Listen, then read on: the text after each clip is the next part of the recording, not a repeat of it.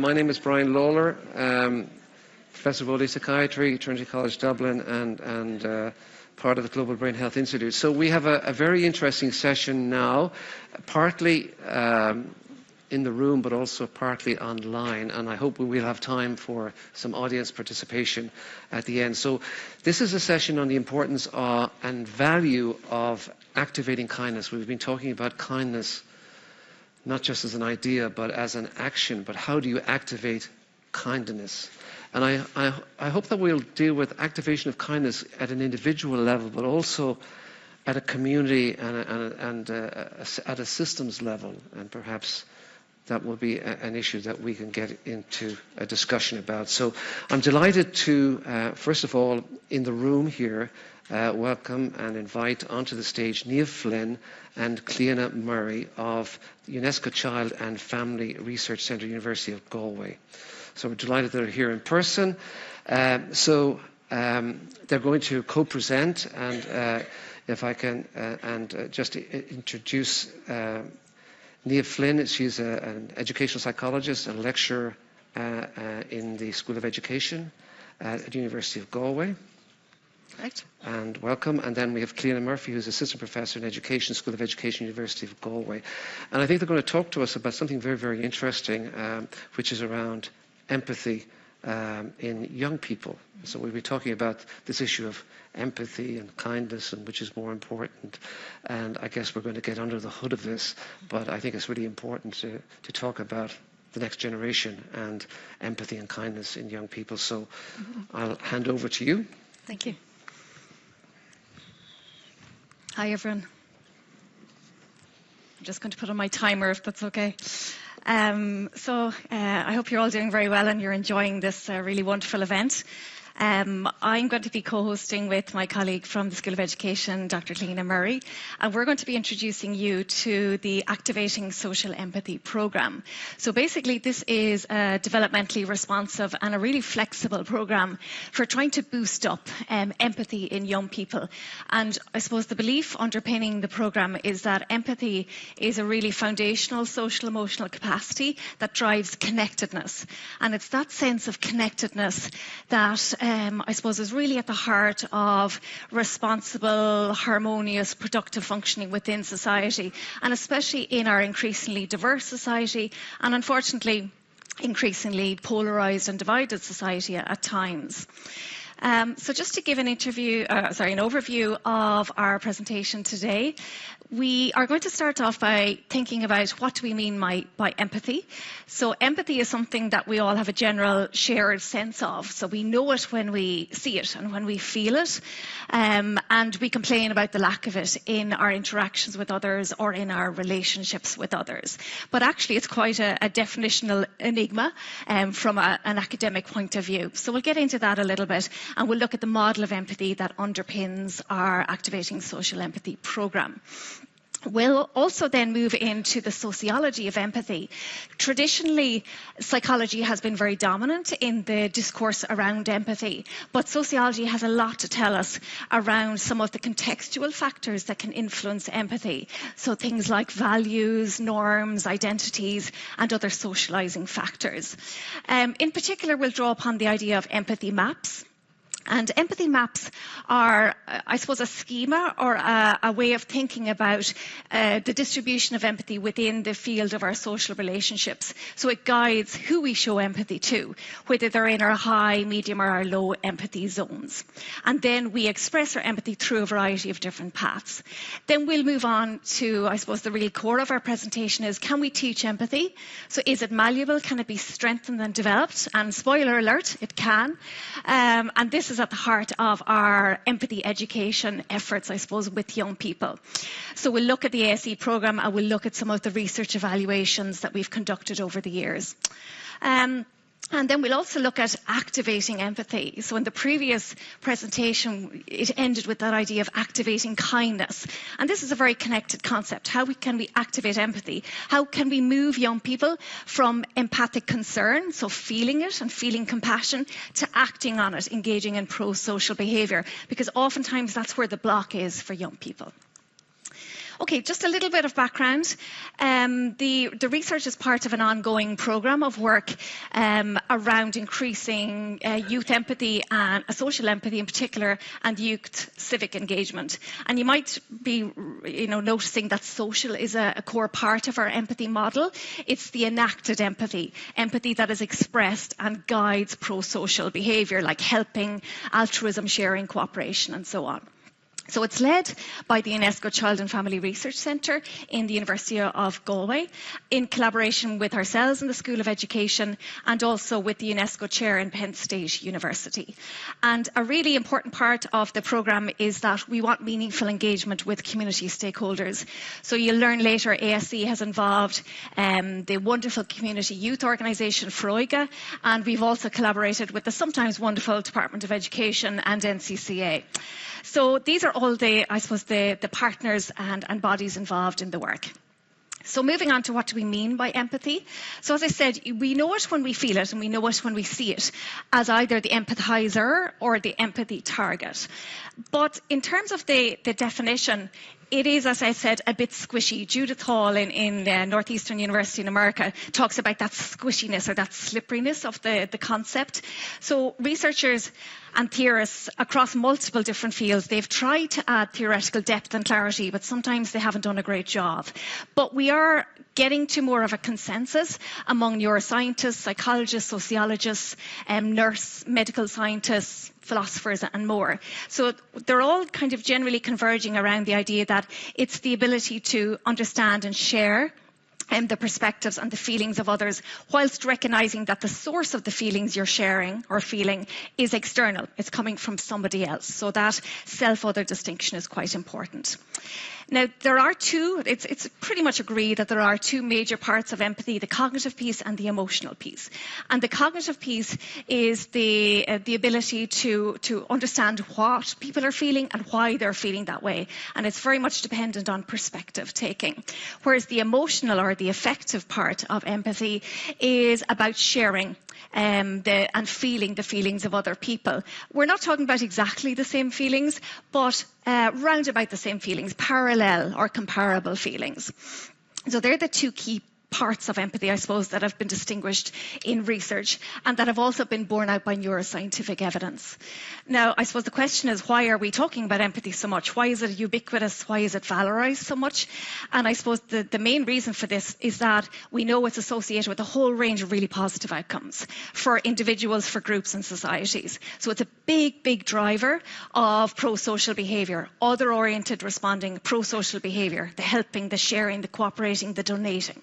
All of that good stuff, the glue that binds society together. So that's why I guess we persist with our examination and our intervention around empathy. Now, it would be remiss not to talk about anything to do with the brain during Creative Brain Week. So just to talk a little bit, and excuse my reductiveness here because I'm not a neuroscience expert, but we know that there are distinct parts of the brain, parallel processes of the brain involved in empathy. And this research, it does seem to align with the idea of that cognitive emotional distinction within empathy. So we know that cognitive empathy, which is the understanding part of it, it seems to be associated with activity in the prefrontal cortex of the brain, which is towards the front of the brain. And this is the part that's involved in things like understanding that people have thoughts and intentions and motivations that are different to ourselves. It's also the part of the brain involved in recognising emotional expressions in other people. So that's the cognitive part of empathy and the biological substrate of it. We also have the emotional, the affective part, and that seems to be connected to the emotion centres of the brain, like the anterior cingulate cortex and the anterior insula. And these are the parts of the brain that are involved in rewards. They're also the parts of the brain that are involved in the perception of pain and the perception of emotion. So there does seem to be distinct and parallel brain activities. So it's all about this co-activation within the brain. And we know from your imaging research that different patterns of activation are dependent on situational factors and empathy. We know empathy changes depending on the context and the situation. So turning to young people and empathy, We know that adolescence is a key period for the development of empathy, and this is because of all of the amazing changes in social cognition, in emotional expression, emotional regulation and responding that happen during adolescence. And of course, a lot of that is founded on the incredible neuroplasticity that occurs during this particular period of lifespan development. So we know that big improvements in empathy are occurring during this period. We also know that empathy in adolescence is associated with a huge array of positive outcomes, and some of them are listed here. Improved individual and social well-being, better peer relationships, better peer social competency, enhanced self-esteem, improved mental health and life satisfaction, reduced levels of aggression, prejudice, antisocial behaviour, bullying, and higher levels of pro-social behaviour. And even it's been found from research that empathy in young people is associated with better cognitive performance and even academic achievement. And that's important to talk about when you're trying to get buy-in from teachers and from people involved in educational planning and oversight. So we know that there's lots of good stuff associated with empathy in adolescence. I suppose the problem is that recent research does seem to suggest that maybe empathic responding is on the decline among young people. So Sarah Conrath in America has been engaged in a lot of research examining trends in empathy, particularly among college students over the years from about 1979 onwards. Now the trends in reduced perspective taking and empathic concern that were observed until 2009, they do seem to be reversing a little bit. So I suppose the picture is somewhat unclear at the moment, but we do think that there are concerns around declining empathy and pro-social behaviour among young people. And of course, there's lots of factors contributing to that.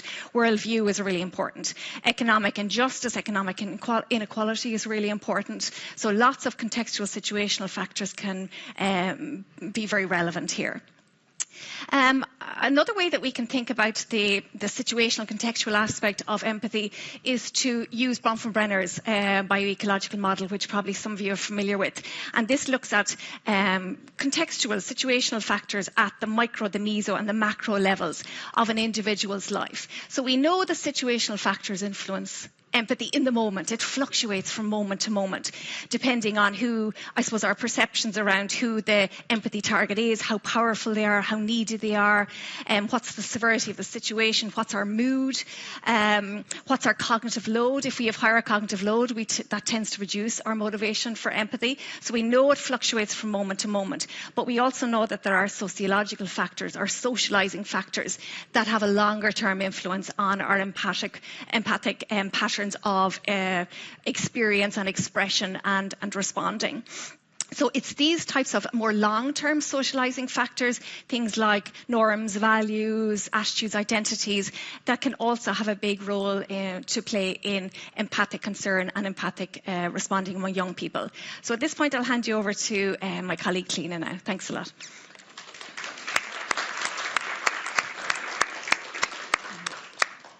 So as Niamh emphasised there's a social aspect to empathy. We're not just talking about empathy as an individual skill or an individual attribute or competency. When we're particularly around young people, what we're interested in is that move from individual empathy to empathy at the collective level or at the social level.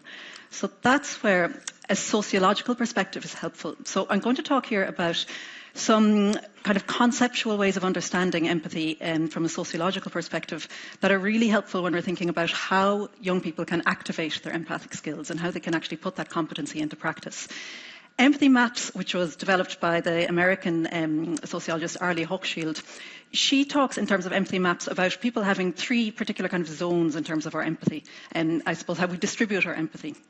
And what's important in terms of these zones and when we're thinking about maps is that it brings us to the idea of empathy not necessarily being equally distributed, not being equally socially distributed. And that's, again, from a sociological perspective, it brings the concept of power and inequality into what we're talking about when we're talking about empathy. Because much as empathy is, it's a good, it's a collective good, it's an individual good, where we practice empathy and who the targets of empathy are, depending on the context, depending on tradition, can also lead to unequal distributions of power, unequal distributions of empathy, can, as Niamh has suggested, can lead to difficulties around social interaction, particularly between groups who are similar to each other and groups who are dissimilar. When we're talking about empathy zones, it's helpful to think about our high empathy zone. That might be people who are particularly familiar to us, or friends, or immediate network, or immediate family. Low empathy zone, maybe at a bit more of a remove, and then no empathy zone, where we don't actually have any practice or any even disposition to practice empathy towards these people who are in our no empathy zone. And the distribution of groups and of people across these zones, it is socially constructed. And by socially constructed, I mean that there are kind of rules in society that indicate to us, from which we learn how we should demonstrate empathy and where we should demonstrate empathy. Natalia Ruiz-Junco has a really helpful way of understanding this, where she talks about empathy paths. And in talking about empathy paths, we can think of the idea of a hiking trail, where if we're going on a hiking trail, it's over time, over a long period of time, that you might get a trail with flattened grass. We've all been there, where you can see the path that is the normal way to take, or that is the accepted way to take, the collective way to take. And it may be that we don't come to the path in the same way, but at some point, because everybody is treading the same path, it becomes the accepted path, the accepted route. In the same way, if people stop following this path, it means that can also, that path will disappear, or that path can change. So this is helpful because it's that idea of repetition, it's that idea of the collective acting together, repeating a particular direction or a particular path that leads to to making empathy maps more or less concrete. But it also points to the fact that empathy maps are not static, that they can change, that people and groups can move from high empathy zones to low empathy zones, and from no empathy zones into low empathy zones. So this is helpful when we're thinking about young people. It's this idea that in adolescence, we're at a stage where our empathy maps are not in any way static, or are not in any way developed.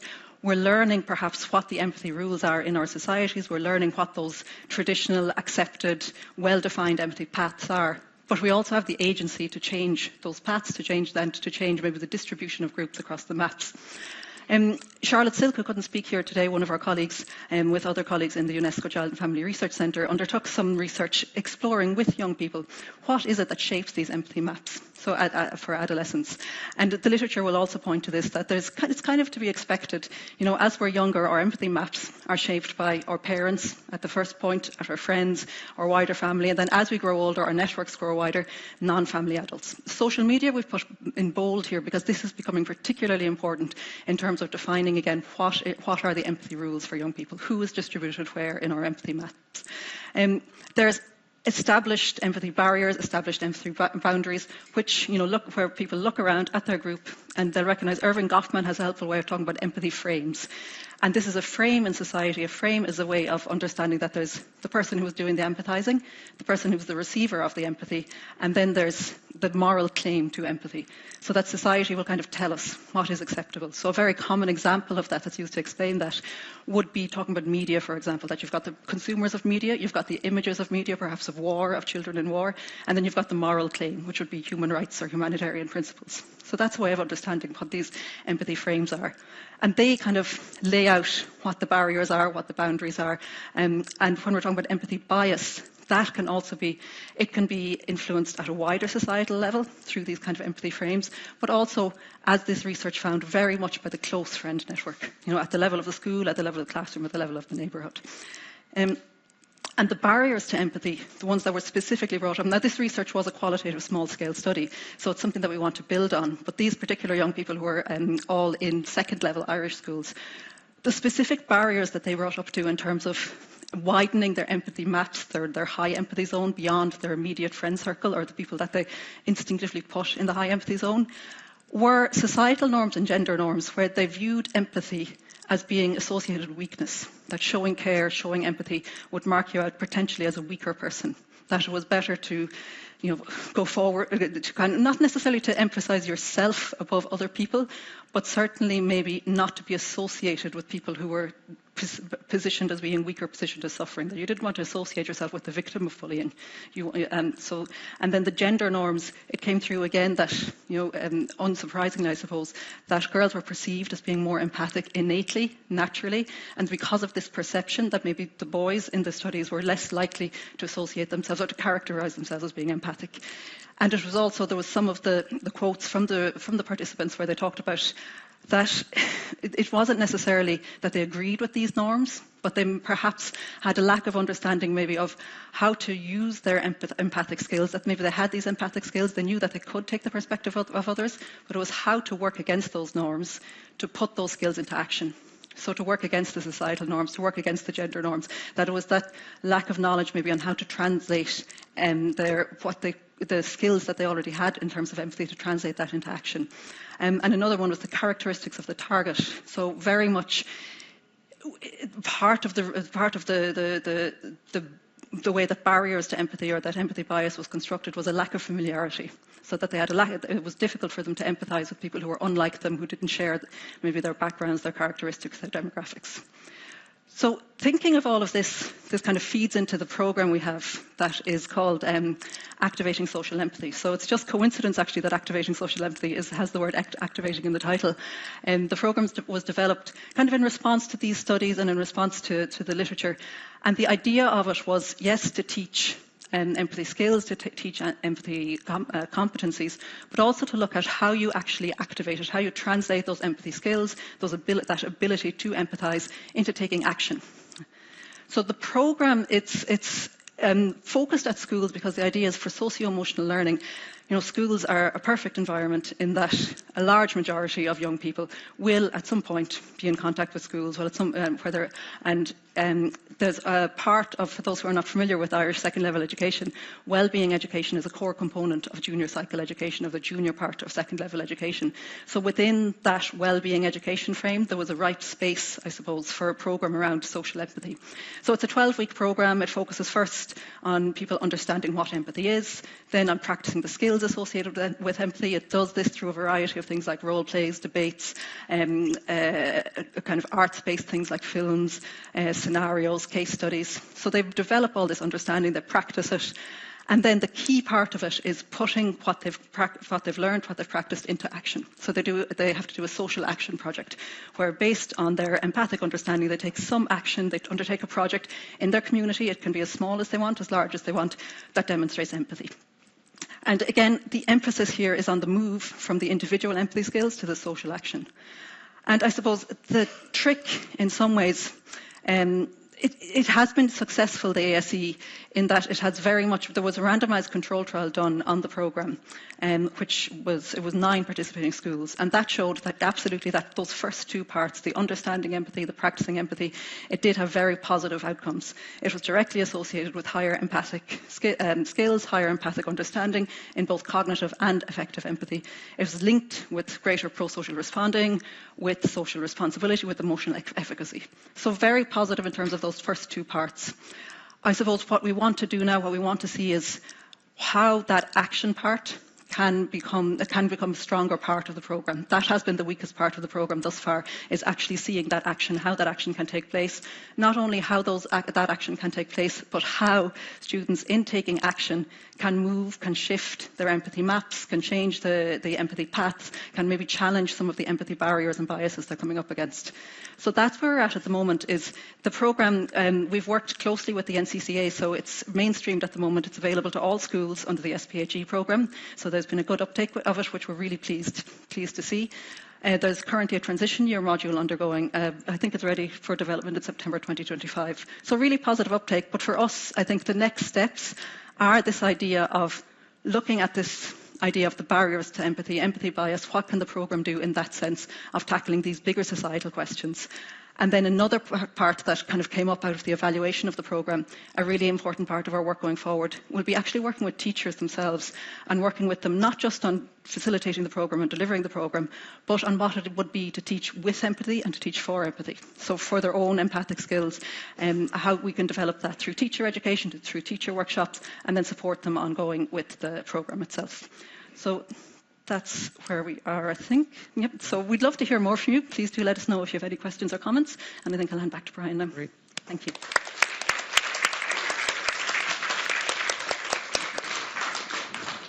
Wonderful. So I do hope we have time for some questions at the end. So now it's a great pleasure to introduce, I hope, Gillian Sandstrom online. Gillian, are you there? Hi. Welcome. I'm not sure whether you can see me, but welcome. And Thank you. it's Sorry I couldn't be there with you all today. no, well, maybe the next time. Next year. So it's just great to have you here, Gillian. So Gillian is Associate Professor in Psychology of Kindness at the School of Psychology, University of Sussex in the UK. And she works at the Sussex Centre for Research on Kindness. So I think she's going to speak to us about the impact of kindness on people and community. And I think this is very complementary to the programme here on empathy. And as I say, I hope we will have some time for questions for both groups. So over to you, Gillian. Thank you. Yes, so I feel like I have the best job title in the world, Associate Professor in Psychology of Kindness. I mean, that's pretty cool. So yeah, I'd like to talk about the little things today. And I'm going to start my talk with a confession, which is that I talk to strangers, even on the tube. And I do that despite the fact that for decades we've been told not to talk to strangers. And we've been told that because strangers are supposedly suspicious people who are trying to lure away children with promises of lollipops and puppies. In other words, they're dangerous. And more recently, other messaging has made us wary of talking to strangers as well. These are, of course, images from COVID times telling us that we have to stay apart from other people. Other people are dangerous. But I would like to argue today for the importance of minimal social interactions.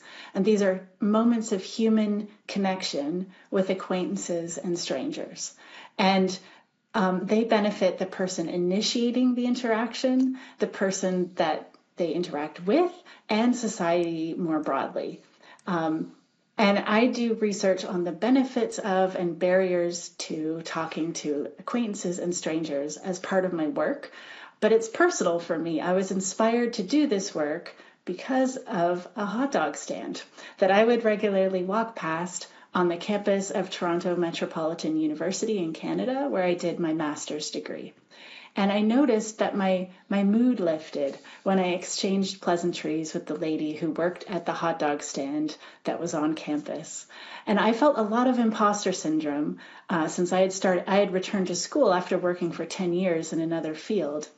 But something about seeing the hot dog lady regularly and having this mutual recognition made me feel like everything was going to be okay. And I realized I had other relationships that were kind of like the one with the hot dog lady. There was Barry at the pet store who knew my cat's name and would always ask how Nugget was doing. There was Denise, who worked at the reception desk at the fitness club, who I'd have a little chat with on my way to the tennis court. And I started to wonder whether it was just me who benefited from these relationships that sociologists refer to as weak ties. And so I started studying this as part of my PhD. But instead of studying it at a hot dog stand, I studied it at Starbucks. And what we did is we stood on the sidewalk, on the pavement outside of a busy Starbucks in Vancouver in Canada. And as people approached, we said, will you help us out with this study? In exchange, we'll give you a nice gift card. So we gave people a gift card that they had to use right away. But the catch was that we also gave them some instructions about what to do when they entered the store.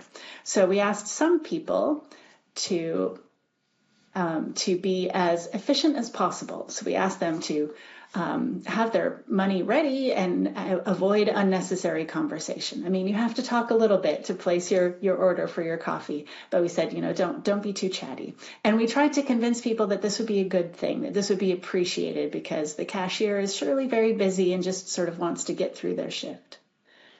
Other people we gave a different set of instructions to. We asked them to be more social. We said, try to treat this as, I know you're buying your coffee, but treat it as a social interaction. So make eye contact, smile, have a little chat with the cashier. And so people had one of these two sets of instructions. They went into the store, they made their purchase, and when they left, they filled out a brief survey. And what we found,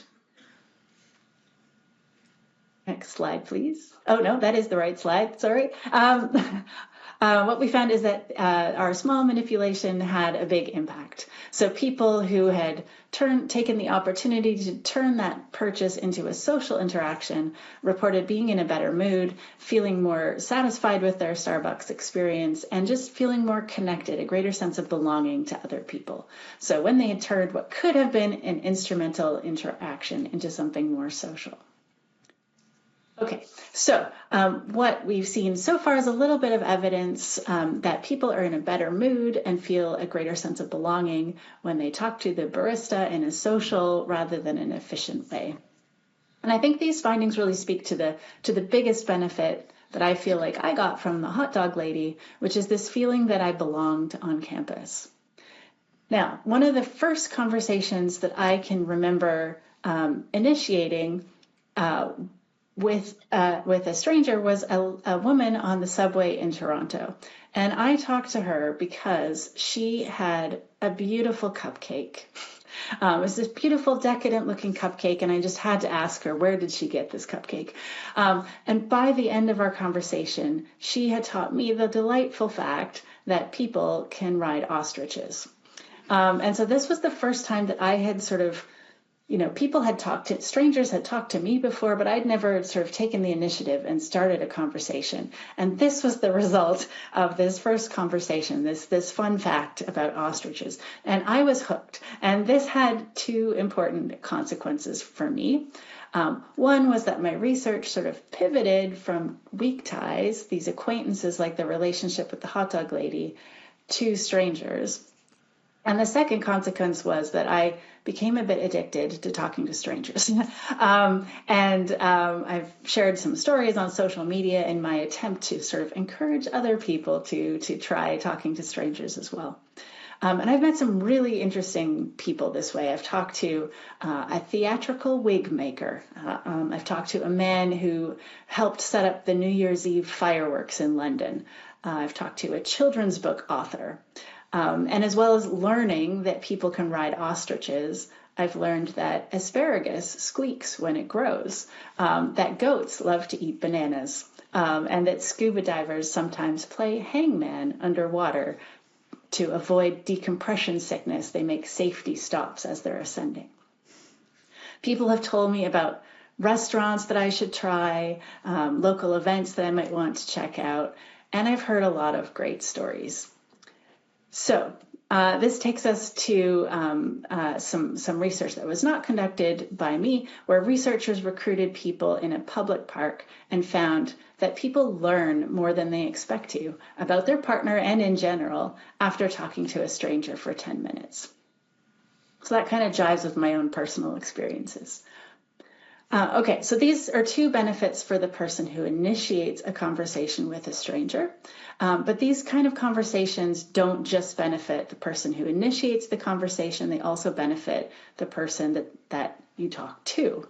One study I wanted to briefly mention here is a study I did at the Tate Modern Art Gallery in London, and I trained volunteers to approach visitors to the gallery, and the visitors who spoke to a volunteer compared to ones who didn't were in a better mood and felt a greater sense of connection. So similar kind of outcomes as we saw for Starbucks, which were on the side of the person who started the conversation. And then similarly, students in a classroom benefit when an instructor initiates a minimal social interaction with them. I ran a study. Instructors were often urged to learn students' names, but it can be a real challenge in large university classes. I've taught classes up to about 300 students, and I only teach them for a few weeks, so it feels impossible to learn that many names. And I wondered whether there was a way to signal to my students that I care about them, even if I can't learn all their names. And so I ran a study where I had 3 different groups of students who were all in the same lecture but had different computer labs for a statistics class. And one of those groups, I asked them to display name boards on their desk, and so that was a way to give me an opportunity to learn or at least use their names. Another group of students didn't receive name boards, but I stood at the door as they arrived to class, and that allowed me to greet them and smile and say hello, and gave me an opportunity to sort of learn to recognize my students. And then a final group received neither the name boards or a greeting, which sadly is the norm at many university classes. And so what we found is that students who felt that I either knew their name or recognized them reported feeling more interested and engaged in class, which we know is tied to all sorts of other positive educational outcomes. Now, I know I'm not speaking to a room full of teachers, but maybe some of you are, but I wanted to talk about this study because it is the most minimal of all the minimal social interactions I've described so far. So in the Starbucks study and the Tate study, there was a little chat involved, but in this study, there's a steady stream of students coming into the room. It was literally a smile and a greeting, and that's it, and we still saw these positive outcomes. So I think the key ingredient here, and really in all of these studies, is that people feel seen. And I want to tell you about a study that I think is really clever. So in this study, there were 3 people. There was a participant who was someone who's just sort of walking through campus. There's a Confederate who was walking towards that person, and they have instructions to either make eye contact or not make eye contact with the participant. So kind of a random thing. Behind the Confederate is walking an experimenter. So they're walking behind so that they don't see whether there's eye contact or not. And their job is to stop the participant and ask them some questions.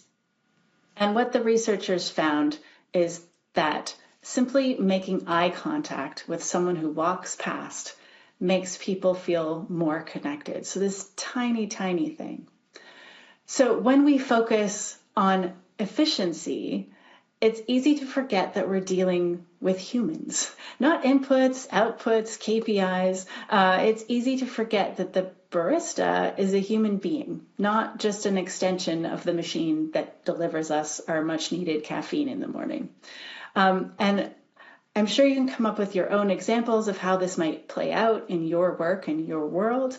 In terms of healthcare, for example, I can feel the difference between a doctor taking just a minute to connect with me and talk to me as an individual, or treating me as another nameless patient who needs to be dealt with in 7.5 minutes. And it works both ways, of course. Patients need to remember that doctors are people. I had a doctor's appointment over the phone, and I genuinely asked how they were doing, and they told me, nobody asks me that, which is really sad. And I think what my research finds is that we both feel better if we take a moment to connect with each other, to be human with each other.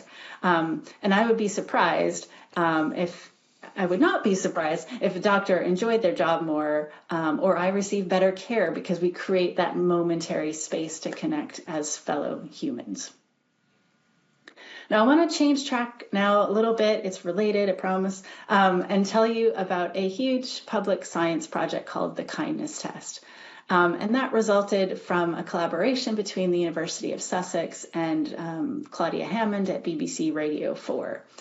And we asked people lots and lots of questions about kindness, but today I'm going to focus on one particular question, which was we asked people to tell us about the most recent time that someone had been kind to them. And most of these acts of kindness were between friends, family members, etc. But almost 10% of the time, the most recent act of kindness had come from a stranger. And many of the common acts of kindness were small. I love that dog shows up. I carry dog treats so that I can make friends with dogs, and they're humans.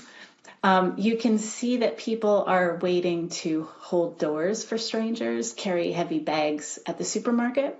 People are letting cars in front of them on the road, but also small things like smiling, being friendly, thanking someone, giving a little compliment, having a little chat. And you can't see it in this word cloud, but there were even a few hugs between strangers. So in other words, minimal social interactions are often perceived as an act of kindness. Now, I've received many acts of kindness from strangers. One especially memorable one, I was returning from holiday. I was in France, and it was just before Brexit, and a couple that I met while queuing for the Eurostar train ended up giving me a lift that saved us from taking a dreaded bus replacement late at night. And that saved us about an hour's worth of time and some hassle, too. And if you look at it objectively, the act was small. They only had to go a few minutes out of their way to drop us off at the train station on their way home. But it was a huge act of kindness to us. It signaled that they trusted us. They showed complete strangers. They let complete strangers into their car, which gave us just this living proof of how much kindness there is in the world. So one thing that I find striking is how these little moments of connection are noticed and valued in many settings. So when we asked questions in the kindness test, we asked people where the act of kindness had occurred. And what you can see here is a few examples of kindness that occurred in medical settings. And you can see people talked about feeling heard, feeling treated as an individual, just having an introduction, the nurse introducing themselves. There were cups of tea, there were people taking time and providing updates during the course of medical treatment. And you can see this in a word cloud that we made out of the descriptions of the kind act, and things like the intensive care nurse looked after my daughter. She gave me a hug when I was upset. And my favorite was someone who said that they were getting an MRI, and so they're going into this machine, and they're told that they're not allowed to move. And so they said, I was getting an MRI, and after I was all ready to go and moving into the machine, my nose started itching, and the nurse itched it for me with some gauze. And I think that's just a fun story and a great example of someone just being human. So that's some examples of kindness in medical settings. We also had some examples provided where the most recent act of kindness had occurred in the workplace. So we see similar kind of moments of connection. So these are stories of acts of kindness that people received from their manager at work.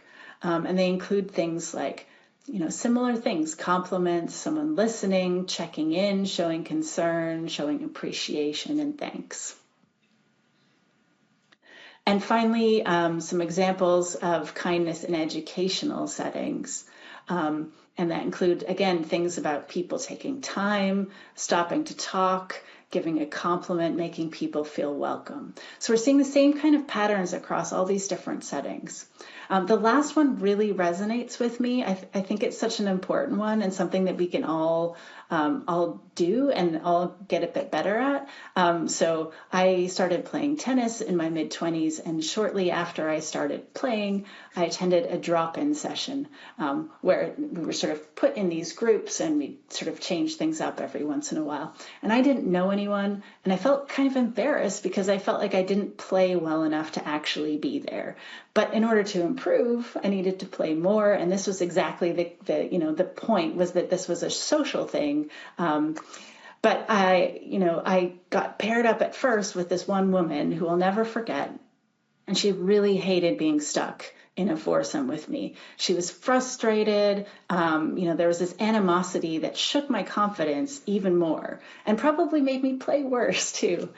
But during the next grouping, when we rotated, I got paired up with a woman I'll call Sarah, and she noticed that I was feeling nervous, and she encouraged me throughout our match. And I'm sure she wouldn't remember doing this, but it meant the world to me. And I honestly think I might not be playing tennis today if it weren't for Sarah making me feel welcome that day. And I'm sure we can all think of a time where someone has made just a massive difference to us by just showing us that bit of welcome. And one thing it makes me think of is social prescribing, which is being done more and more to combat loneliness. I found this picture of a choir in Canada, which I think looks like a lot of fun. And I think social prescribing is terrific. It can help someone who's feeling lonely sort of reconnect and join a choir like this one. But chronically lonely people often have maladaptive cognitions, meaning they worry too much about how they're perceived by others, and they doubt their social skills. So when a lonely person walks into a room full of new people, even a friendly looking one like this, it can be really intimidating. They don't know anybody, but they feel like everybody else knows each other and has their groups of friends, and that they'll never fit in. And so I think we can all do a better job of paying attention, welcoming people, making them feel seen. Otherwise, I suspect these new people are unlikely to return and social prescribing will fail. Okay, that's my little rant. Just to summarize, it is an act of kindness to have a chat with the barista, to ask the doctor about their day, or to welcome a new person to the choir. And when these kind of interactions are pervasive, it adds up. It adds up to benefits for society. So I ran a small study during COVID times. Sorry, before I say that, I wanted to say, personally speaking, I've talked to hundreds and hundreds of strangers now. I've had many fun and informative and heartwarming interactions. I've also had a lot of forgettable average ones, but I think those matter too, because I think together they all add up to me feeling like I can talk to anyone and that people are generally okay and my world is a safe place. And that relates to this study that I ran during COVID, where I paired up strangers to talk to each other online. And what we found is that after having a single conversation with a stranger, people reported feeling more trust in other people in general. So not just the person they talked to, but just in general feeling like people are maybe okay. Okay, so I have talked about the benefits of these minimal social interactions for the person initiating them, for the person receiving them, and for society in general. And if that's true, why do we not talk to strangers more often? So people often make it pretty clear that they don't want to talk. We plug ourselves in, we look at the floor, we look at the ceiling, we look at our phones. Why is it that people don't want to talk? And there's probably several answers to this question. So it might be that people are just not interested. Why bother? Small talk is boring, right? It might be, it's just not what you do. It's not the norm. Or it might be also that you just feel like you don't know how, that you lack confidence. And it could be all of these things. And I think at heart, what it comes down to is that we're afraid of the unknown. When we talk to a stranger, we don't know what's going to happen. What could happen? They might not want to talk to me. I might not like them. They might not like me. We might run out of things to say. They might say something that I don't like. And as humans, we focus on all the things that could possibly go wrong and forget about all the things that can go right. But there's some good news from research. So first thing is that when we talk to a stranger, it goes better than we think. When we talk to someone new, research shows that they like us more than we think they do. We call this the liking gap. And what we find is that, when after two strangers have a conversation, they feel like they like their partner more than they think their partner liked them. And we've seen this in study after study. So essentially what this says is people like you more than you think. And this isn't just right when you meet someone. We found that even months after living together, roommates were showing this liking gap. And colleagues who'd worked together for more than 6 months were still showing this liking gap. So that's a first bit of good news. Research also finds that our fears are overblown. So we worry a lot more than we need to. When people tell us before having a conversation what they're worried about, those worries are a lot bigger than what they tell us actually occurred after having a conversation. And now you'd think if people had a nice, pleasant conversation with a stranger, that they might realize that talking to strangers is not so scary and that the next conversation might go okay too. But people seem to think that a nice conversation is a pleasant exception to the unpleasant rule. And I think it's hard because we struggle to generalize. We think, well, if I talk to Bob and I had a nice conversation, well, Bob is very different than Sarah. I have no idea what Sarah is going to be like. Why would I assume that I would have a good conversation with her? So it's really difficult to sort of convince people that in general, having a conversation with a stranger goes well. So in an attempt to more permanently change people's attitudes towards talking to strangers, I recently ran a study where I had people play a scavenger hunt game. So I used an app, and every day for a week, people had to choose a mission to undertake. And I don't know if you've ever done one of these team building scavenger hunt games. They're designed to be really difficult because the whole point is that you need to work together. In my scavenger hunt game, that was not the case. The missions were meant to be very easy, something that anybody could do. So they were things like find someone who's drinking a coffee. I bet there's someone in the room doing that right now. Find someone who's wearing a hat. So they were meant to be easy things. The challenge was not in finding someone who matched the description, but in having to talk to that person. So every day for a week, people were asked to find someone matching a description and start a conversation with them. And after a week of practicing talking to a stranger every day, what we found was that people were less worried about being rejected, and they were more confident about their ability to carry on a conversation. And these changes occurred gradually, day over day. So the repetition really seems to matter. So that's the third bit of good news from research, is that it seems like practice makes progress. So I believe we need to remind people about all the benefits of reaching out and connecting and help people build the skills and, more importantly, the confidence to do so. And I believe that talking to strangers is essential because it is itself an act of kindness. It reminds us of our shared humanity. It also allows us to be more kind. If we can talk to a stranger, then we can give a stranger a compliment. We can help them figure out a parking machine. We can check that they're okay. To do any of those things, we need to be able to talk to people. Kindness matters. Not to mention, people who report receiving more kindness report greater well-being. Less loneliness, less burnout, not to mention that it just feels great. All this to say, kindness does come with some challenges. So in the kindness test, we did ask people what factors might discourage people from being kind.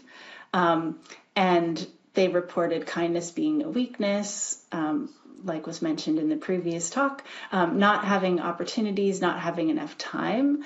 We all feel busier than ever. And finally, concerns about kindness being misinterpreted. But the good news is that we probably worry far more about this last one, this misinterpretation. We worry more than we need to. So work done by Nick Epley and his colleagues finds that we actually underestimate how good others will feel and overestimate how awkward it will feel if we thank someone or do an act of kindness for them or give them a compliment. So the person doing these acts worries about getting them just right, whereas the person on the receiving end just thinks, wow, aren't they kind? They focus on the warmth.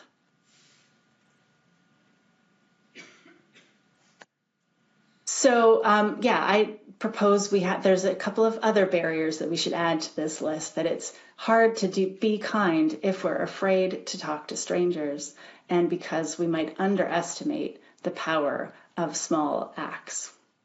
So just to summarize, I've talked about minimal social interactions and how they have benefits for the person who initiates the conversation, the person they talk to, and then society in general in terms of increased trust.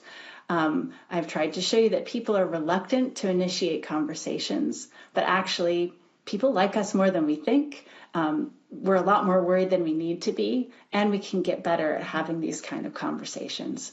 And it's worth doing because minimal social interactions allow us to be kind. Thank you. Great.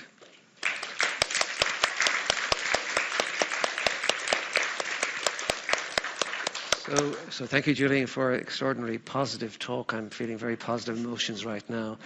And I think you made a lot of connections across what we talked about this morning, and about the importance of feeling seen. In fact, the reference to the stranger eye contact study was made by Ian, and the importance of touch, how small gestures, words of kindness can make a huge difference. And I think you've highlighted that really well. But one of the things that's kind of the connection between Gillian's talk and your talk was Gillian's her empathy zone seemed very porous, which I think seems like a very good thing, and that kind of connected to your talk about empathy paths and zones, and I guess I got a sense that, I mean, a conversation between Gillian and yourselves in terms of looking at sort of the actual implementation of what you're doing with these youths would be very, very useful, because I think some of her ideas seem to resonate, right? I wonder, maybe we could just open up to maybe for a few comments or a few questions from the audience for Cliona or Niamh or for Gillian about what they were talking about, empathy and kindness. Okay, we have a question here. Okay, there's one. And one at the back then as well. And then one up there. Okay, we're going to take 4 questions at least. Okay, all right, off you go. Just introduce yourself and perhaps ask the question. Great. Thank you very much. I am Joaquin. I'm a current fellow of the GBHI. And I have a particular question regarding empathy and its association with socioeconomic status. I've seen reviews showing that people from socioeconomic status has a higher empathic accuracy in terms of identifying emotions in the faces or in the tone of the speak of other people. And I've seen other literature showing exactly the same. Like, for example, I've run studies in Argentina and in Chile, and we found that people from low socioeconomic status has a lower accuracy in terms of recognizing the emotion in faces of people, applying this mini social emotional assessment, a traditional neuropsychological tool for measuring emotion recognition. But then I found a systematic review published in Trends in Neuroscience. It's one of the most important journals of cognition, showing exactly the same, that they have more empathic accuracy, more prosocial behavior. So I want to know, what is your take on that? What are your thoughts, particularly in this association between empathic accuracy, prosocial behavior, and socioeconomic status? Okay. Well, maybe I'll start and Cliona can come in there. I think you're absolutely right that the literature is quite equivocal around this, around some of the socio-demographic factors as predictors of both cognitive and emotional empathy. We know that, I suppose, economic injustice, economic inequality, social disadvantage, that it can impact on a person's capacity to empathise with others. It's not that they're necessarily lacking in the skills and will experience empathy possibly to the same degree, but it's the expression of empathy that might actually be reduced. Just simply because a lot of the time we're talking about big cognitive effort. Empathy is effortful. There are material costs. There are personal costs. Sometimes there's material costs to us because it diverts us from goal-directed behaviour. So it might just simply be the case that there isn't that capacity within the individual, the cognitive or the emotional capacity to empathise with others. If you're surviving yourself, sometimes it's very difficult to look outwards and to engage in that other-oriented behaviour and that pro-social behaviour. So, I mean, I absolutely take your point. I think there's a big question mark around that. In our program, I guess it's a universal program. It's not targeted at any specific groups, but a big focus is social empathy, and it's trying to develop awareness of some of those systemic, and societal factors that are contributing to marginalisation and oppression, and for some young people that might be their lived experience, and for others it's not at all, and they just start trying to take the perspective of others. So perhaps that is somewhat on I'll pass you over maybe to Cliona. Yeah, no, Niamh has summarised that very well, and I suppose just one thing I would add that is worth thinking of is, again, from the sociological point of view, there can be, and it has been seen, that there's sometimes a tendency to characterise these as individual weaknesses, that certain groups of people, certain types of people, they have this trait, they're not as empathic as other groups. And we would just warn against that, and like Niamh said, to concentrate on, it's about the stressors in the environment, it's about it's about the social construction of empathy, whether they have space to develop that or not, rather than an individual weakness or an individual lack of character of some sort. So that, and some of the discourse that we see around empathy, we would just kind of have a little bit of a warning signal around that, of characterising people who display less empathic behaviours as somehow weaker or worse in some way than others. It may be just that they don't have, like Niamh said, the cognitive space to do it. I mean, just in terms of your training and education programme, though, would you consider socioeconomic status as perhaps a risk factor, so perhaps you need to do more for that group? Absolutely, and that's part of the teacher education, I think, would really be somewhere where we'd look at, teachers who are working particularly in disadvantaged schools. There's a lot of work to be done there. Yeah. Gillian, is there anything you want to comment on that question around? No, that's a bit far out of my area of expertise. Thanks. Okay, we'll save up another question for you now. Okay. Hi, I'm Anusha, and I'm one of the fellows from the Global Brain Health Institute, and this question is actually for Gillian. Great. Gillian, I think this is very exciting data that you've presented. Thank you very much for your presentation. I'm the kind of person who probably would make a chat in the bus or with the barista, so it's very exciting to see that it's probably a good thing. But I'm just curious, for someone who has social anxiety, what might be your advice for someone who and who might be having social anxiety and who doesn't want to talk to, and who's comfortable. There's the boundary between comfort and anxiety as well. So for people who are uncomfortable, and you've kind of listed the different things where someone who might not have the confidence, or someone who might just not be comfortable. But what about people with social anxiety, and what might your advice be for them? Thank you. Yeah. One thing I didn't mention, which I usually like to mention, is I definitely identify. I'm definitely an introvert, and I would say that when I was younger, I was actually quite shy. And what we find in the research is that in terms of extroversion, people who are more introverted tend to have more worries about having these kind of interactions, but tend to benefit just as much. So the difference seems to show up before the conversations occur and not so much afterwards. So that is one thing to say. In terms of social anxiety, it's definitely tricky. So and there's different levels of social anxiety, right? And I think in general, most people are worried about having these kind of interactions. Not everybody, not you, not my dad, and not me now, but definitely past Gillian was like that. But there's some research showing that in general, we feel like our social skills are worse than everyone else's, even though in general, we tend to, there's lots of research showing across so many domains, we tend to think we're better than average. We think we're a better driver than most people. We're more honest than most people. But in terms of being able to have a little chat with someone, oh no, everyone else is better than me. I'm no good at that. So in general, I think we all carry some seeds of what you might refer to as social anxiety. And so I think it just takes a little bit more to build up the sort of courage and willingness to do this.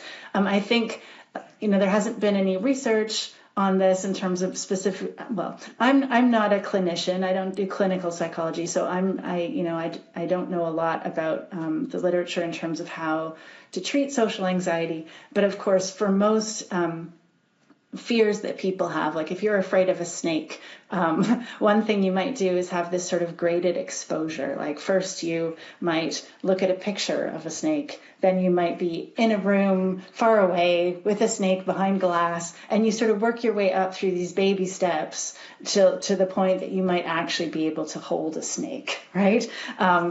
And I think maybe there's baby steps in terms of talking to strangers as well. For me, the first step was, I used to walk around and just throw my eyes to the ground when I walked past people. I had a hard time just keeping eye contact with people. So the first step for me was just sort of retraining myself to just be able to make eye contact. Then you might progress to, waving to people or greeting people. Then you might progress to just like a simple greeting. So I think there's like baby steps that you can take to work your way up to doing something like this. But I think it benefits people, from the people that I've studied, thousands of people now, which admittedly does not include people who are diagnosed with social anxiety, but it does tend to benefit, all sorts of people who at least are mildly anxious when they start doing this.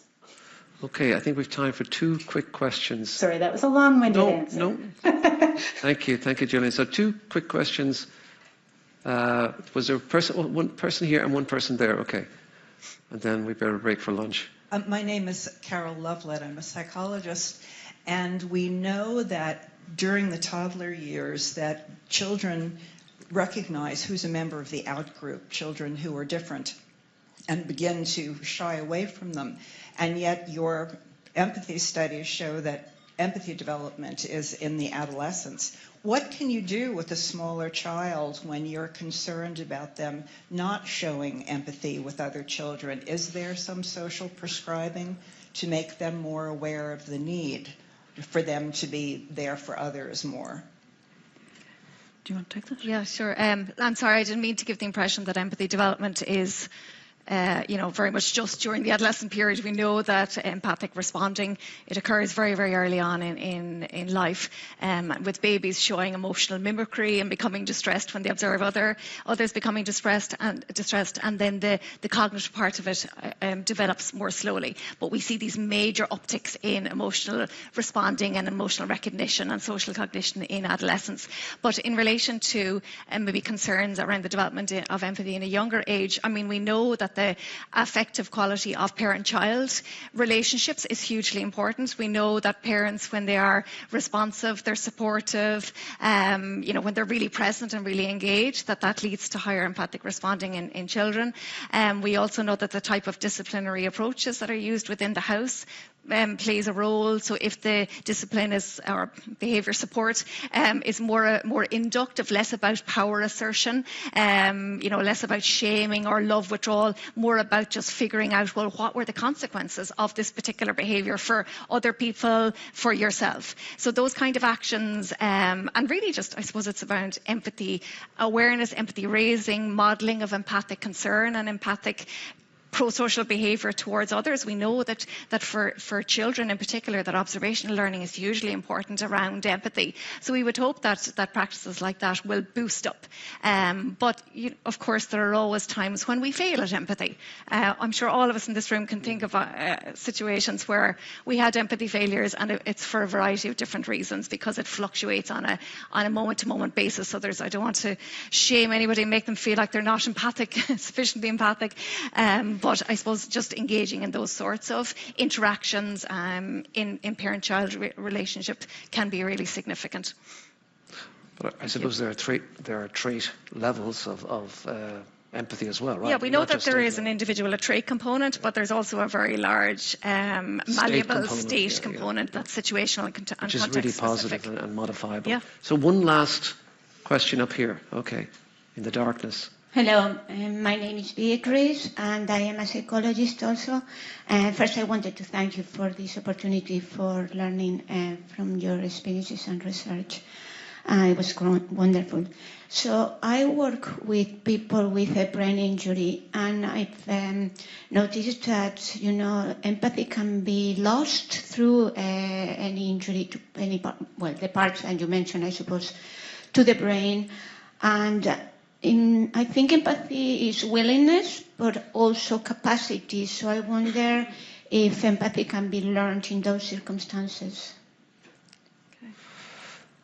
Okay. Can empathy be relearned, I guess, for people if they lose it through an acquired brain injury? I think that's the question, yeah. I have to say that would be outside of my area of expertise, but I would imagine that, and I'm just not, I suppose, familiar with the literature around this, that the skills, the constituent skills of empathy can be developed. It is, I guess, it's often characterized as like a muscle. You have to use your empathy muscles, and similar to the talk about kindness, that small steps and practice can lead to progress. So it might just start off with redeveloping those skills, those empathy type skills. So simple things like empathic listening, empathic communication can be practiced and can be developed. And so potentially it's more so through the skill development, and then perhaps the emotional experience of it and the cognitive part of it, then maybe the emotional experience of it can follow afterwards. But I don't know, do you want to come in at all? No, just to say that the programme that we talked about, the very first sessions are very much that, breaking it down to basics of learning about facial expressions, trying to predict emotion from somebody's facial expression, practicing reflective listening, empathic listening, step by step.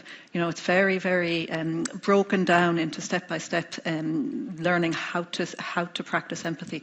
So I can't answer your question, but certainly we found that practice does then develop into, I suppose, a more unconscious practicing of it. So this reminds me a little bit about what we heard this morning about the patient with Parkinson's disease, where the person was being excluded or rejected, but by touch and by kindness was reintegrated into interrelationships. And I think it speaks to, I think, what Gillian was talking about, the importance of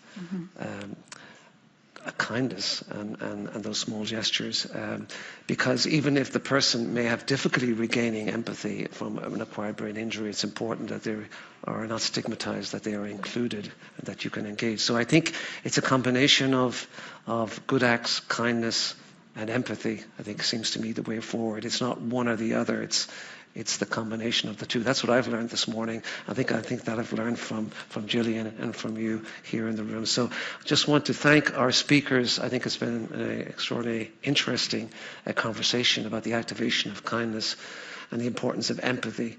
And as I say, I hope you guys will be able to have other conversations and perhaps even work together. So thanks again, and I think it's time to break for lunch. Thank you. Thank you.